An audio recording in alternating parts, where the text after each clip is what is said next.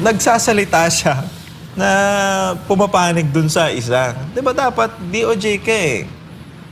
Sekretary ka ng DOJ. Dapat gitna ka. Kaya nga yung mga matatapang dyan, sinasabi nga ni Marcos, di ba nung nakaraan, hindi tayo papayag na parang api-apihin ng China, gumaganon siya. Ikaw na lang. Huwag mo na kaming idamay sa mga, patapang-tapang mo kunyari.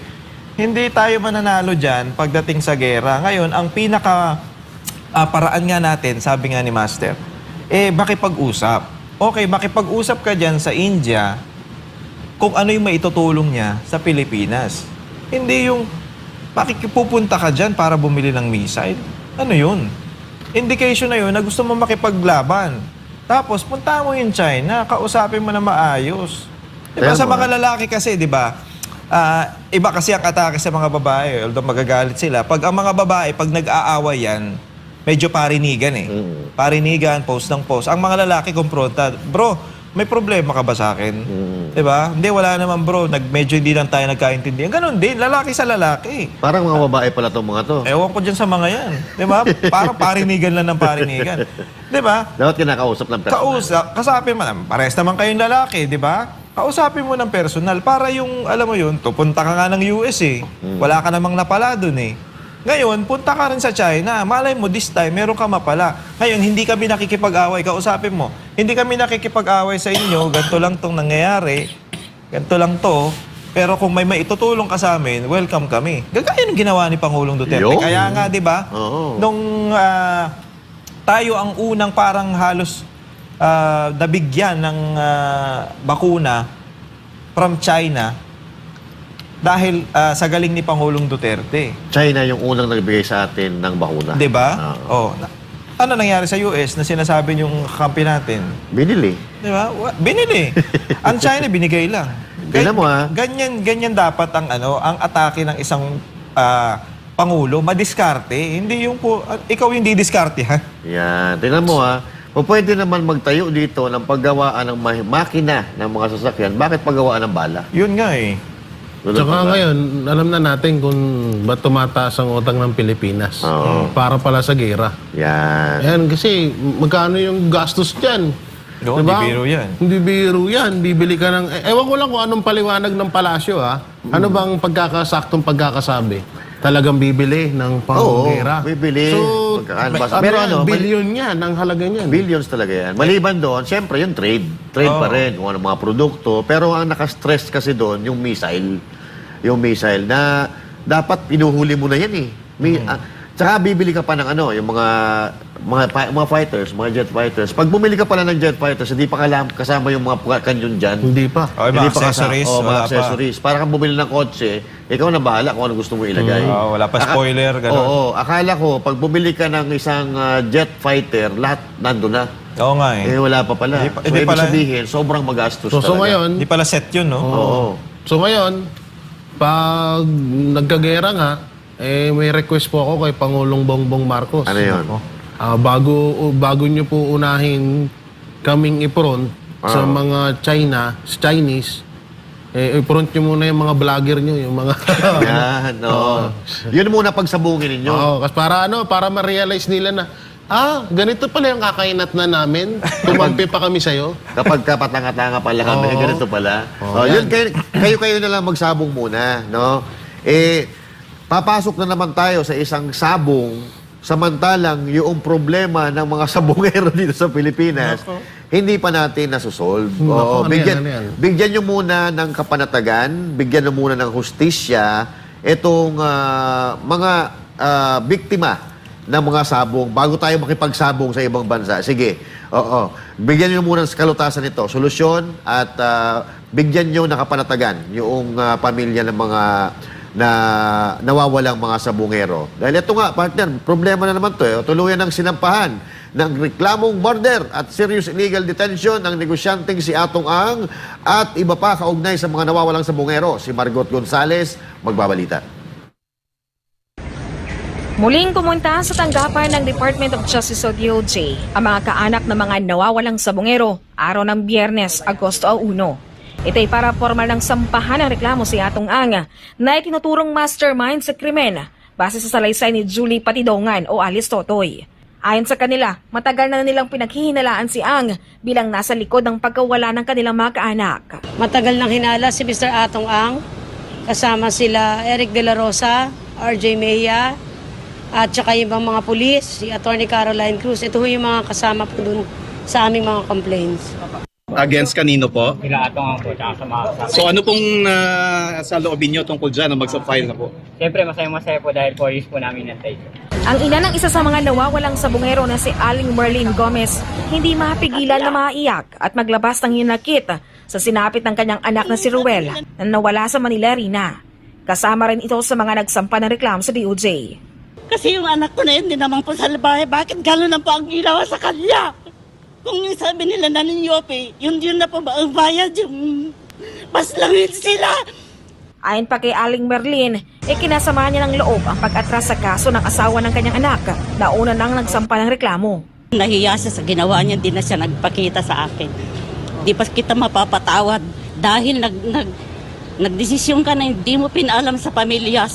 Personal ding tumungo si alias Totoy sa DOJ. Kalakip na anya sa complaint na mga kaanak ang affidavit nito o ang kanyang nalalaman sa kaso. Una na rin sinabi ni alias Totoy na ang dalawa niyang kapatid ay may nalalaman din sa kaso ng mga nawawalang sabungero. Ang National Prosecution Service ayaw munang magbigay ng anumang impormasyon tungkol sa mga inihaing reklamo ng mga kaanak.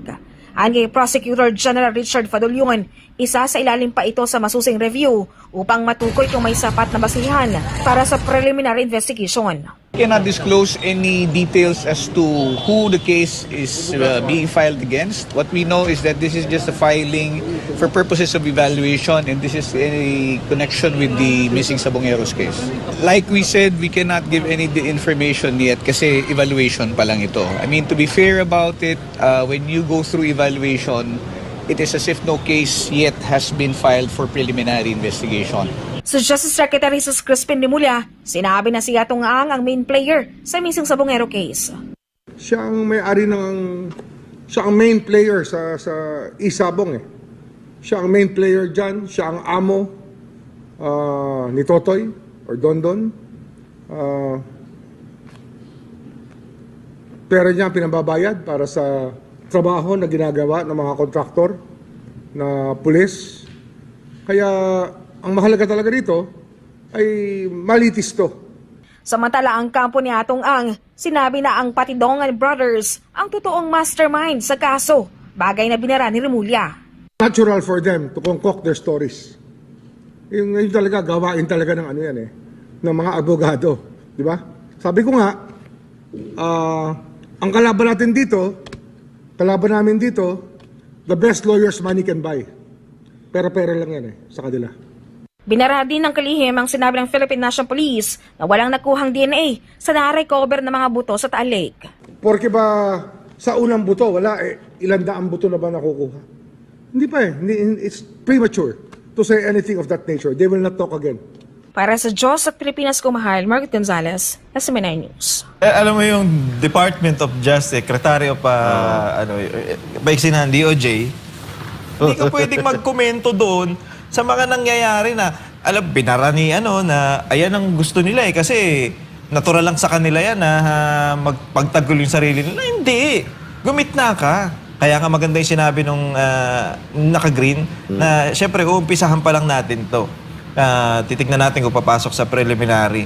Dapat ganun. Dapat ganun. Gitna ka lang. Kasi DOJ, ano ba naman? Hindi mo alam yung trabaho mo. Tsaka ito ito ang maganda. So, lagi natin sinasabi yan, kung may mga ebidensya kayo, magreklamo na kayo, pumunta na kayo sa court, sa korte. Diyan na kayo magsampa ng kaso at para litisin na ng tama. Kung may mga ebidensya kayo, doon tayo sa tamang lugar para magpresenta ng mga ebidensya.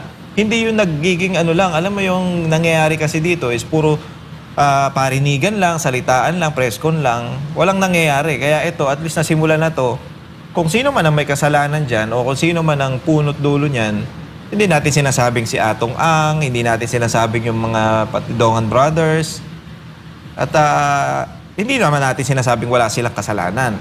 Pero mas maganda tong nangyayari na to na nandyan na sa korte para mas malitis na ng maayos. 'Di ba? Para maumpisahan na ang preliminary kung ano dapat, yung mga dapat na yung proseso, 'di ba? Sa due process, hindi yung salitaan na ng salitaan. Pero ang pangit nung sinabi dito ni Romulia na parang dahil witness nila 'yon, kumakampi siya doon. Parang pumapaling siya doon. Hindi, dapat ikaw yung secretary ng DOJ, dapat gitna lang. Wag ewan ko kung tapos gusto pa maging nito, di ba? Ombudsman. Wala na mangyayari pag naging ombudsman ka.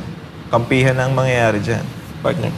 Sa atin naman, wala naman problema yung mabigyan ng hustisya. Oo. Yung mga missing sa bungero na yan, no? At dapat lang din talaga na mabigyan ng hustisya dahil sa, yan, katulad yan, yung mga pamilya nila, talagang yan ang hinihiling. Kawawa. Okay naman din sana yun. Kaso yun nga lang, medyo palpak nga talaga dito ang DOJ. Yung mga katulad yung mga sinasabi niya, medyo hindi ka panipaniwala at hindi mo kadalasan niya maririnig sa isang DOJ. Yun, sana lang mabigyan nga kayo ng hustisya, tuloy-tuloy yan. At wag ang pinakaano dito, wag lang idama yung mga Duterte diyan. Dahil napakalayo sa istorya ng Duterte ang missing sa bungero na yan, Master. Oo, balak daw nga ng Quadcom 2.0 na imbestigahan ng link ng missing sa bungero sa drug war ni Pierre Arne. Sige, ituloy nyo. Wala namang problema dyan. Tsaka ito sanay na tayo dito kay Secretary Remulla, kay Tebes, kay Bantag, kay PRR, lahat sanay na tayo dito na gumagawa talaga sila ng panakibutas pagka medyo nasusukol na. Pagka wala na silang masabi, press con, tapos maglalabas na naman ng panibagong ebidensya, may bago tayong testigo and all that. Pero kung pagkaanuin mo kasi, i-analyze mo yung mga bagay-bagay na nangyayari. Natatandaan nyo yung sinabi nito ni Totoy. Sigurado siya na may mga tinapon daw na bangkay doon sa Taalik. O ano nangyari? Ilang linggo na ba na pa-dive dyan yung ating, nasasayang pa yung oras yung resources ng gobyerno. Pero may tumugbaba doon sa mga DNA, doon sa buto na nakuha dyan sa Taalik? Wala. Oo. Sayang ang resources ng gobyerno, sayang yung oras ng mga sumisisid dyan, imbis na nakakagawa ng ibang bagay, nakatulong doon sa mga nasalanta ng bagyo, nandyan. So, sa akin, masyadong magulo ito at alam ko, mahaba pa ito. Abangan natin. Kasi hindi rin basta-basta yung kalaban nito, si Atong Ang. Basta, sa atin, wala tayong pakialam dyan. Basta ang importante, mabigyan ng katarungan yung mga nawalan ng kamag-anak sa buhay at makulong yung dapat makulong, hindi yung ipapakulong mo dahil may gusto ka, may interest ka doon sa negosyo o may galit ka doon sa tao. Ganun lang naman sa atin. Okay?